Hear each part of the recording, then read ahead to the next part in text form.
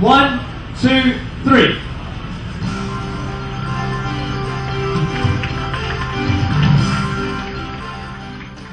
最新喺香港試驗嘅電動車由歐洲車廠開發，車身多個地方都貼有電動汽車嘅英文字樣。呢款車長大約2.5米，車內有2個座位，喺車尾就放置咗插座。喺完成8個鐘頭內嘅完全充電後，可以行駛135公里。開發嘅車廠話，呢款電動車嘅加速速度相當於由汽油推動嘅汽車，